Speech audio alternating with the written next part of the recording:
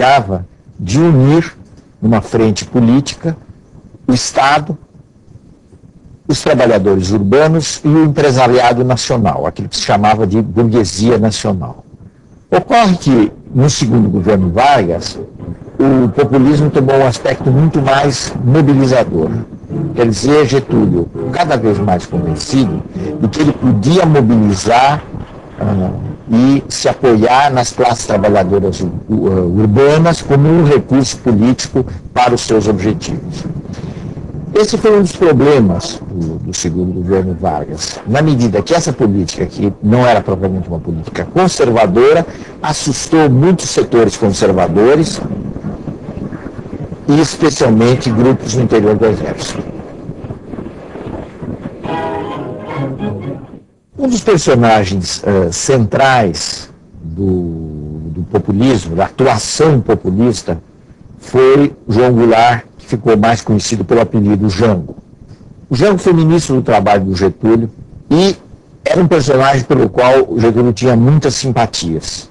Na realidade, Getúlio e Jango tratavam de apoiar os movimentos grevistas, conceder algumas reivindicações e, ao mesmo tempo, controlar, evitar que esses movimentos escapassem dos seus limites. Alguns movimentos, no entanto, fugiram da influência ou do controle do governo Getúlio. O caso mais expressivo foi o de São Paulo, onde ocorreu uma grande greve que começou pelos têxteis, a chamada greve dos 300 mil. Naqueles anos do governo Getúlio, a divisão entre os partidários de Vargas e os inimigos de Vargas, que estavam organizados na UDN, se tornou muito intensa.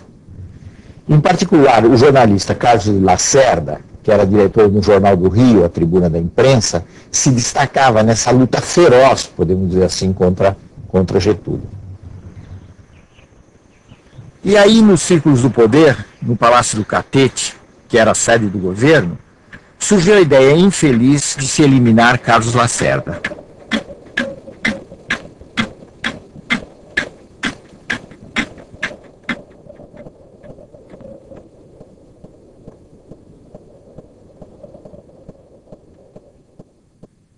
O atentado contra Lacerda foi um verdadeiro desastre.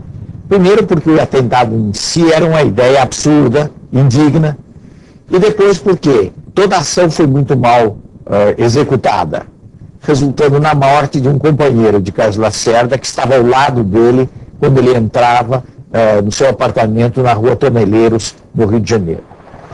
Esse amigo de Lacerda era o Major Vaz da Aeronáutica, que se transformou numa espécie de mártir e de emblema dos opositores de Getúlio.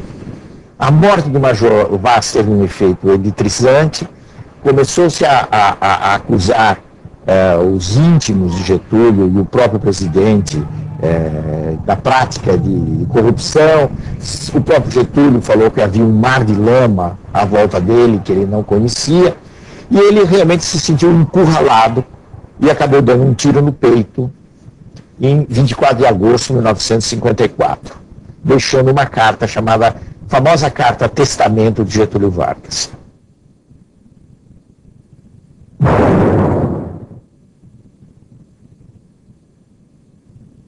Lutei contra a espoliação do Brasil, lutei contra a espoliação do povo.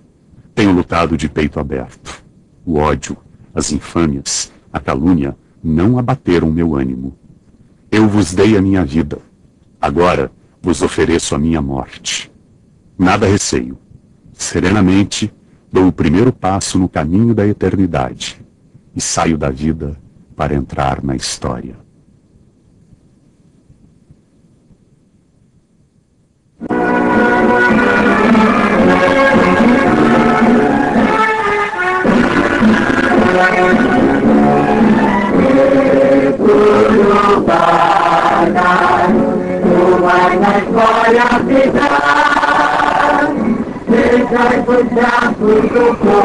Getúlio foi a figura política mais importante do Brasil no século XX.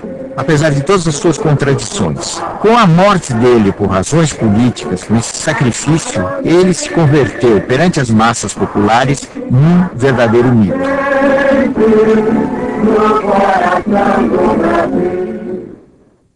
Com a morte de Getúlio Vargas e a impossibilidade de se estabelecer um regime militar no Brasil, como queriam alguns setores, especialmente os setores da aeronáutica, tomou posse regularmente o vice-presidente da República, que era Café Filho. O vice-presidente fez uma política favorável aos setores que haviam derrubado ou concorrido para o suicídio de Getúlio Vargas. De forma que, sob esse aspecto, não houve propriamente de imediato uma luta política muito forte. Em outubro de 1955 se realizaram eleições.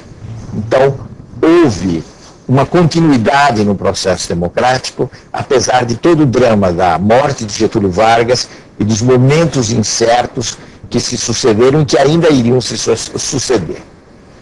Nessa eleição de outubro de 55, se estabeleceu uma união que foi clássica desse período entre o PSD e o PTB. Os dois partidos lançaram a candidatura de Juscelino Kubitschek à presidência da República. Então, Juscelino foi eleito com um percentual de aproximadamente 36% dos votos, tendo-se que considerar que nessa época não existia o processo eleitoral em 2 turnos. Quem chegasse na frente no primeiro turno, fosse com que porcentagem fosse, ganhava as eleições. Entre a vitória de Juscelino e a posse de Juscelino ainda houve muitas complicações, porque a UDN, o setor militar, adversário do getulismo, se opuseram fortemente à posse de Juscelino. Mais uma vez surgiu a tentativa de interrupção do processo democrático. O vice-presidente Café Filho sofreu um ataque cardíaco, haveria uma substituição dele por Carlos Luz, e nesse momento de incerteza e de risco para a posse de Juscelino, houve o chamado golpe preventivo do Marechal Teixeira Lott. Lott, em novembro de 1955, impediu a posse de Carlos Luz e garantiu, pelo contrário, a posse de Juscelino, que se daria em janeiro de 1956.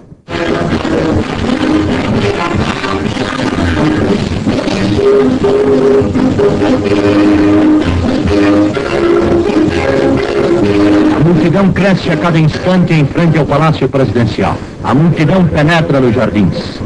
Na varanda da área interna do andar térreo, o novo presidente passa a receber os cumprimentos dos populares. Desfilam diante do chefe do governo, apertando-lhe a mão e abraçando-o efusivamente, trabalhadores, senhoras, jovens e velhos.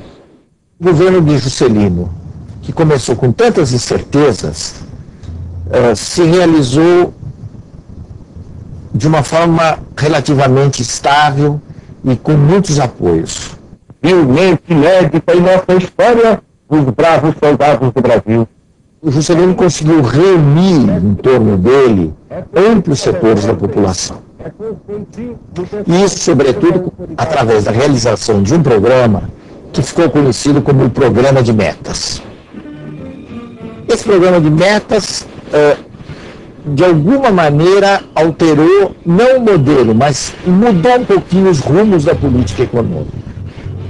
Juscelino passou do nacionalismo econômico que vinha do passado a uma espécie de desenvolvimentismo econômico. Qual é a diferença disso? A diferença consiste em que, admitindo o papel importante do Estado e insistindo no desenvolvimento econômico, Juscelino incentivou os investimentos privados, como se viu principalmente com a criação de uma indústria automobilística no país. Novembro de 1959. Juscelino inaugura